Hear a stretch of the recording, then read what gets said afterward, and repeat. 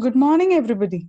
Today, I, Chetna Garg, would like to have your patience and attention for a few minutes because I'm here to present my research paper on the topic The State of Quality of Life in Urban Villages, a study of Naharpur. Quality of life. As we all know that there are many different theories and definitions about quality of life. Some researchers refer to it as well-being, while others find it synonymous with social indicators and way of life. But if we talk in broader terms, then as proposed by Rice, quality of life is the degree to which the experience of an individual's life satisfies that individual's wants and needs, both in physical aspects as well as in psychological aspects. It depends on various psychological, physiological, interpersonal, spiritual, social, financial, political, temporal, and philosophical parameters. And it can only be measured through subjective as well as objective measures, objective methods. So, if I argue that quality of life is the social dimension of sustainable development, then I believe that it would not be wrong.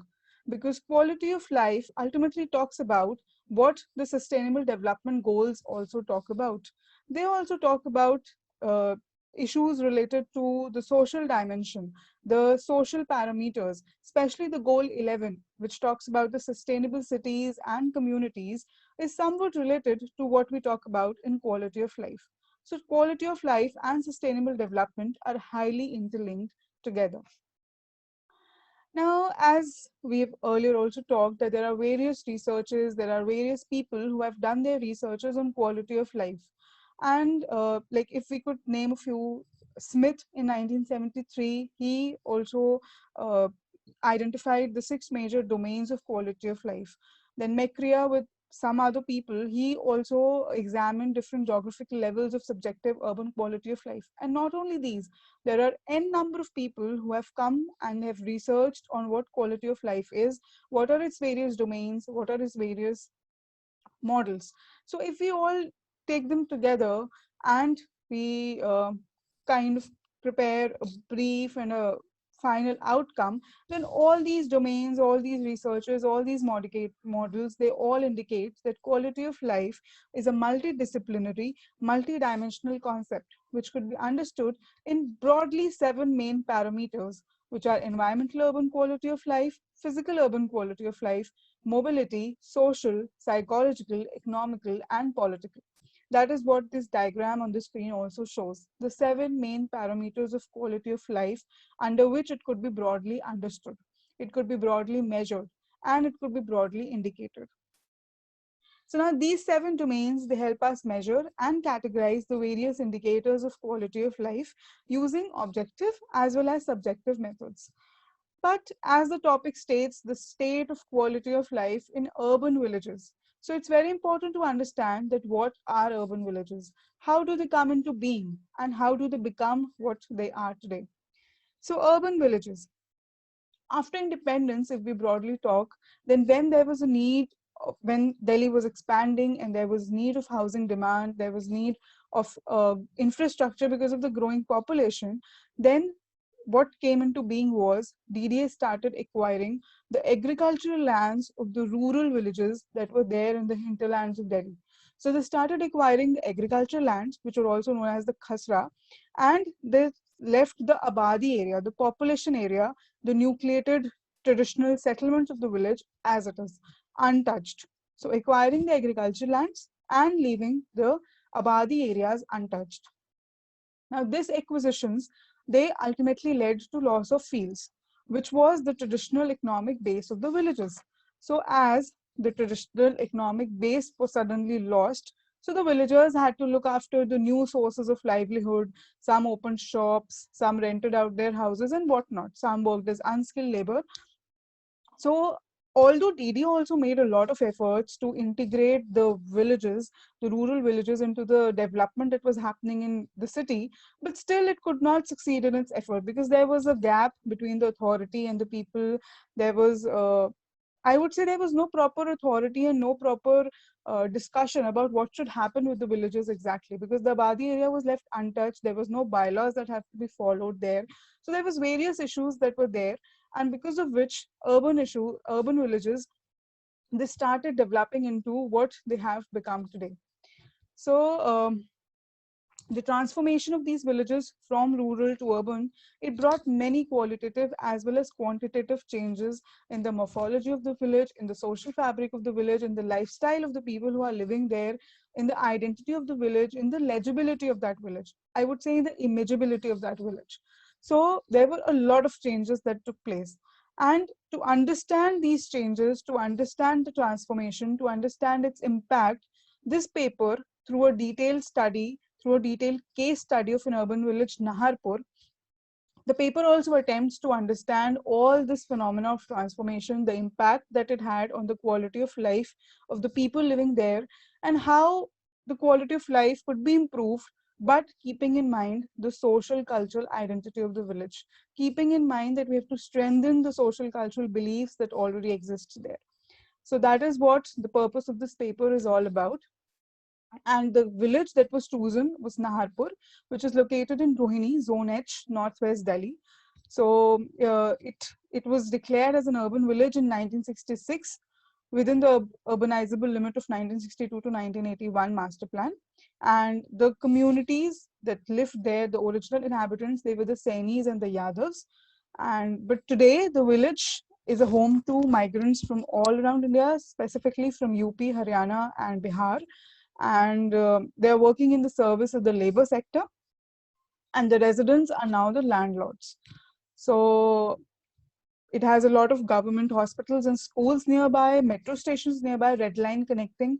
So it has become very, I would say, very much wanted, or a very good source of low cost affordable housing for the migrants, as well as for the students, the people, the service people who are working, the blue collar people basically. So now, through various primary surveys, secondary data collected, and on ground mappings, field mappings, the transformation was observed under various aspects, which are somehow linked to the quality of life also. So that relationship between the transformation and the impact that it had on quality of life was studied, and analysis was being done to arrive at the final conclusions. Now, the aspects that were studied, they're as follows. The first aspect that was studied was the economic transformation. So as we all know that initially the rural villages, they were identified with agriculture. I would say even today, we identify villages with agriculture. So the rural villages, they were identified with agriculture and activities that supported agriculture, because that is what the main economic base of rural villages is. But after the land acquisition by DDA, when the agriculture fields were being acquired and the Abadi area was left untouched, there was a loss of fields and farms for the people. The villagers who had their main source of income from agriculture, they were now left with no farms, no fields, no agriculture related activity. So they had to look for a new source of income altogether. They had to search for new opportunities to earn. And they were left with only one thing, that was their houses. So that became an important source of income generation. Plus, there was an influx of migrants. There was exemption from civic developmental controls, and you had to generate the income. So all these factors together, it made the villagers rent or sell their houses and become a source of affordable housing for migrants, for low-income families, and for students. But all this process, it had a huge impact on the quality of life of the village. And broadly, if we could understand it in some terms, then it could be, first was the economic base was disrupted. From agriculture, the villagers shifted on to rental source of income. So the economic base was completely disrupted. Unemployability. If they could not rent their houses, then because they had no other skills other than agriculture, the traditional skills, they were not uh, into any other skill. So because of that, they were unemployable. They could not indulge into any other activity. There was loss of income because There was no occupation to indulge into. Either they worked as unskilled labor, which was also less than, which was they earned less than what they were earning earlier, or they were unemployable. So there was loss of income. Then there was income disparity between different owners, because some owners, they started renting their houses and some could not. So there was an income disparity that was there between different people in the village. But I would say that among all these negatives, there was one positive impact also, and that was that all this rental population, the rental source of income, it provided a financial support to the community. Because agriculture, yes, they earned, but there's no doubt that once they started renting their houses out, they could earn much better. So that provided a financial support to the community. So this was all about the economic transformation and the impact on the quality of life it had. Second transformation that we could talk about is the political transformation. Now, from political transformation, if we could talk, earlier, all the rural villages, they had a system of panchayat. That was the rural governance system that we had. The panchayat system, which was responsible for all the major decisions and implementation of policies in the village. There was a pradhan who would be elected. So it was a democratic structure, a rural democratic structure. And but the best part of that panchayat system was that the village was administered in a very cohesive and a participatory manner, where every local villager would participate. There was participatory governance that was there, because you had a system of sabha where everybody could take part, everybody could have a say in important decisions that could, rule the identity of the village. So everybody had a say in all the local issues of the village. So they felt responsible, they felt the sense of belongingness was there. But today, that system of panchayat has diminished. Now there is no elections for pradhan that take place. Um, the village is now under a urban governance, a system of urban governance where there are multiple authorities, MCDA, DDA, Delhi Jal Board, and they all have their separate areas of jurisdiction. Everybody has a separate area of concern. People can approach them individually.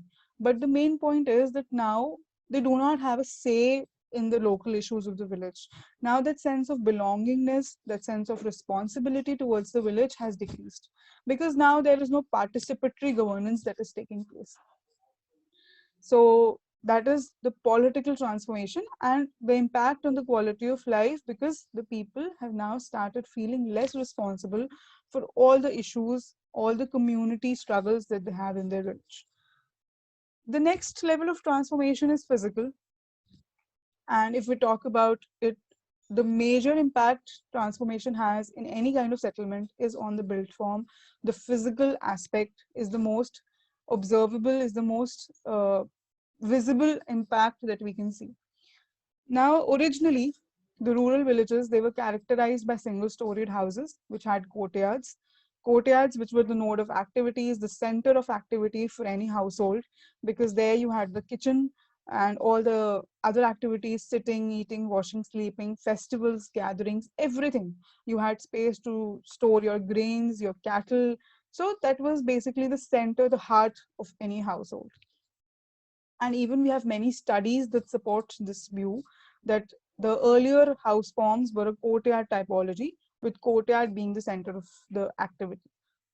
But today, after the land acquisitions by DDA, as we all talked about, and because there was so much demand for housing, because there was the influx of migrant population, so you need more houses. So ultimately, what was the impact? The houses were divided. There were smaller rooms that were being carved out, and the open spaces or the courtyards or the verandas that we had, they were either covered and they were built upon, so that more and more people can be accommodated. Then service infrastructure like the toilets, the kitchens, because earlier they were not there. There were no washrooms. Everybody had to go out to the agriculture fields, and the kitchens, they were in the open. But now, because there was a need of this service infrastructure, so it was plugged in, it was added, and it was plugged in into the main, the trunk that was already there. If it's there, then it was plugged in. And because there was so much demand for housing, so more and more floors are added. Earlier it was single storied, but now more and more floors have been added. Now, all this, what impact does it have on the quality of life? Because houses are being divided, bigger rooms are becoming smaller, smaller and smaller. So all this is leading to windowless rooms which have no light and ventilation. The streets are becoming narrower and narrower, and the buildings are till the street edges. The system of chabutras and the verandas, it has vanished. Now the building edge meets the street. So all this is leading to a lack of personal space and privacy. Now you could walk on the street and peek inside the window of any house. So what has this led to? The people are closing their windows, shutting their curtains down, ultimately leading to a sick building syndrome, because the indoor environment is very, very detrimental, very, very unhealthy. Now the height of the building is increasing, balconies are projecting out. So this ratio of the street width to the building height, it's all disturbed. It's a skewed XY ratio. And the streets are dingy, they are narrow, without any light and ventilation. But we should not forget that these dark and dingy streets are now what is the social realm of the village. The social realm of the village, because there is no open and community space. They've all been taken over and built over. So now these streets are the new community spaces where children play, where the elderly sit, where the people celebrate their festivals, again leading to a lack of sense of security and safety among the people, because there are vehicles all over the day on the road and children are playing, so there is no safety and security for them. But yes, we should not forget that this has definitely led to people knowing each other better, because they step out of their homes and on the streets they could meet their neighbors, they could celebrate their festivals together. So no doubt, better social cohesiveness, better social and cultural network, but with a lack of security and safety. Then the physical infrastructure, the resources are definitely under pressure. There is lack of proper waste disposal system. There is lack of proper sewage pipelines, water, electricity, drainage infrastructure, all is under load, because the existing resources and infrastructure has been designed for less number of people, while the people there are more. The population is more, the resources is less, so the resources is under tremendous pressure. And all this is leading to unhygienic conditions, waste on the streets, unhygienic, unhealthy conditions, and people in distress and disappointment, dissatisfaction. Then the social and the cultural transformation. Earlier, it was based on caste and kinship. There was a close-knit community. Neighbors were an extended family. You knew everybody. There was a system of lending money. There was a system of sitting together on charpais and having hookahs. All the system was there. But the village chopal or the village well, there were some important places where people would meet, they would discuss their everyday issues. So that all formed a strong social and cultural network of a village. But today, after so much of migrant population coming in, definitely there have been a significant socio-economic change in the village. We could say that the migrant population does not has the same sense of ownership and responsibility that the original community has, but we cannot forget that the migrant population brings with it diverse cultures, traditions, and ways of life, which affects the overall public domain of the village. Now the plots are divided, there are more floors being added, so eventually you will find that every house in the urban village of Naharpur looks same. While earlier, according to the communities, you had different houses. The Sainis were the main inhabitants, so they had bigger houses with bigger courtyards along the main spine of the village, while the Harijans or the low caste people were on the periphery of the village. But today, because there is migrant population all over the village, so every house looks identical. So that leads to a sense of equality amongst the people. That leads to a sense of equity among the people, because now there is no clear demarcation that this is the Sainis areas and this is the Harijans area. So that is a positive point that we could observe. But apart from this, the village has still retained some of its original social and cultural networks that was there. The Chopal and the temple still stand there as the important landmark, as the important node of activity for the village. So it's not that everything is changed. The original, the old social cultural networks, the original old social cultural landmarks are still retained. So all this, the various transformation impacts that we studied under economical, political, physical, and social cultural impacts, all this that we studied, it brought us to a conclusion that the village really lacks in the physical and environmental aspects of quality of life. and it definitely impacts the physical and the mental well-being of the people. But at the same time, we cannot ignore that the social fabric, the cohesiveness of the village has increased, because the rental population has increased. So now there is no longer the caste division. There are everybody and everything looks the same, but the social and cultural networks are still there. So if we bring this all together, then we can say that these areas definitely need a redevelopment so that the people living here can be provided with better quality of life. But it's we cannot forget the fact that the social cultural network, the existing social cultural network, has to be strengthened. The identity of the village has to be strengthened. And it would be unfair, or I would say it would be wrong, that if we take the already planned quality of life indicator list to redevelop these areas, because that list, that framework has been designed for planned communities. And every context, every area cannot be same. It's very important that the framework of quality of life takes into account the context of the area that we are applying the framework to. So it takes into account the tangible and intangible parameters. It takes into account the specific social, cultural, physiological, psychological parameters of that area. So after all this study is done, we could infer that a separate framework of quality of life should be prepared for urban villages, where their context is taken into account, their social cultural networks, their psychological and physiological parameters is taken into account, tangible and intangible parameters are taken into account, and participation, the public participation is taken into account, local area plans is prepared, and then this area is redeveloped. So that was what the paper was all about. And these are the various references that were made to research and to write the paper. So that was all. And we are open to any kind of questions regarding the research paper. Thank you, everybody, for paying attention and for listening to the research paper. I appreciate your patience and your attention. Thank you.